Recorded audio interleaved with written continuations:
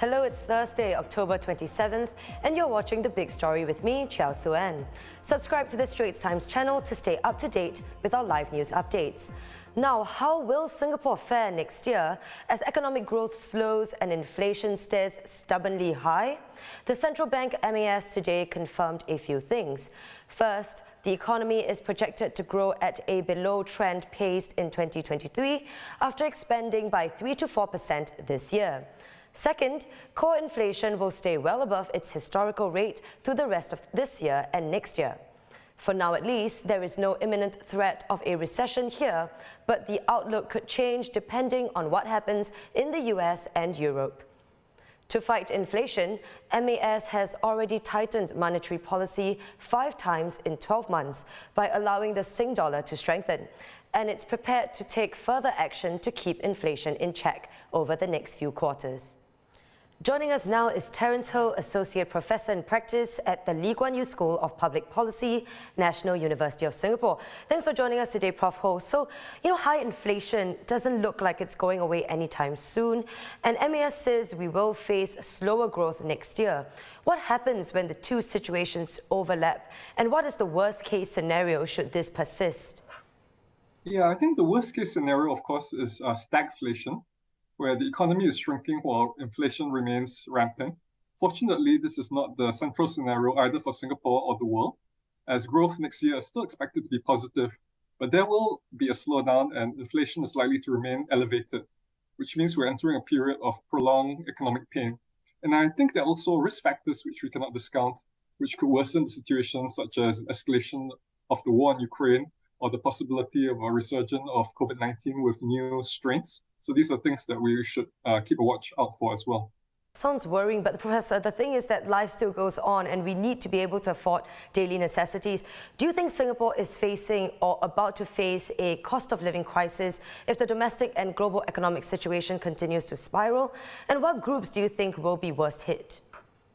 I think all of us in Singapore have already experienced higher costs in food, energy, and other essentials. But the impact is uneven across different groups. For those in employment, at least the tight labor market will continue to enable above average nominal wage growth. However, retirees and those without regular income streams may be more affected by the increase in living costs. So fortunately, Singapore does have the resources to provide targeted help to alleviate the cost pressures, such as the second help package of $1.5 billion announced in October, that targets support at lower to middle income Singaporeans. Professor, so Singapore's monetary policy has been through an unprecedented 5 rounds of tightening in just about a year, and it looks like further tightening will be expected. Why is this the go-to solution? Is the tightening of monetary policy enough to help with a rapidly soaring cost of living, and what more do you think can be done? So monetary tightening, I think, is the go-to solution as Singapore imports much of our goods and services from abroad, and hence a stronger exchange rate reduces the cost of these imports in Singapore dollar terms and lowers imported inflation. You're right, we cannot just rely on monetary tightening. There are limits because this also makes Singapore's exports more expensive and could dampen aggregate demand and our economic growth. Hence, it's also necessary to provide that support that I mentioned earlier to help with the cost of living. And there are other avenues and other efforts to help. For instance, the supermarkets like NTUC FairPrice announcing discounts on certain staple items. And Singaporeans too, I think we need to make adjustments to spending and saving habits depending on each person's financial situation. This could mean looking out for lower price alternatives when shopping. For food and groceries, it could mean eating out less often, or setting aside more precautionary savings, also to take advantage of the higher interest rates on deposits. So these are some adjustments that Singaporeans may have to make. So, Professor, what about in terms of policy? What are some other things that can also be done rather than just the tightening of monetary policy? So the monetary policy would have to be complemented by the fiscal support.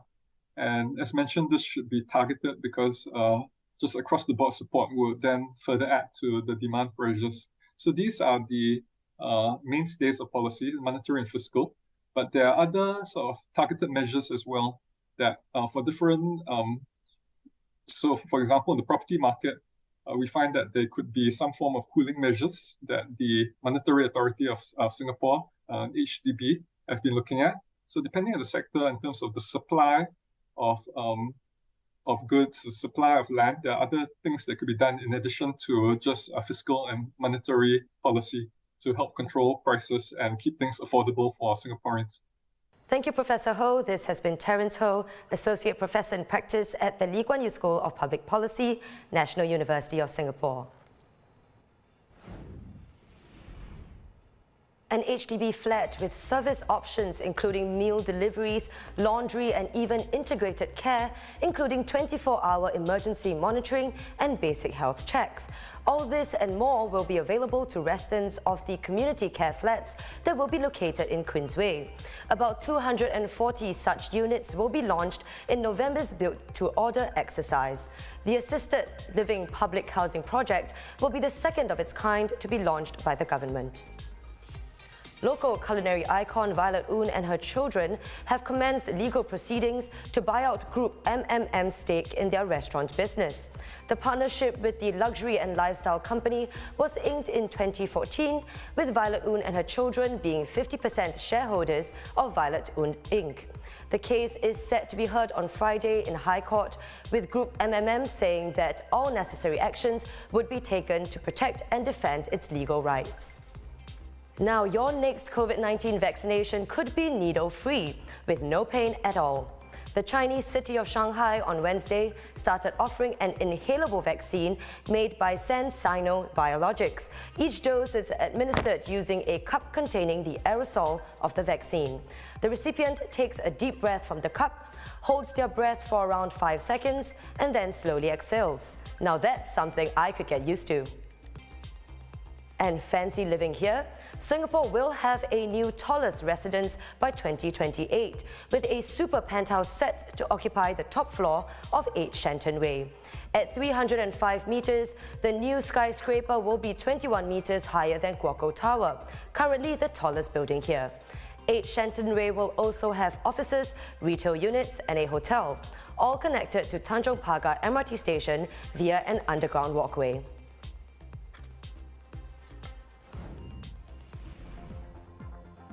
And those are our top stories for today. Visit straitstimes.com for more news and our YouTube channel for more videos. Subscribe by hitting the red button below.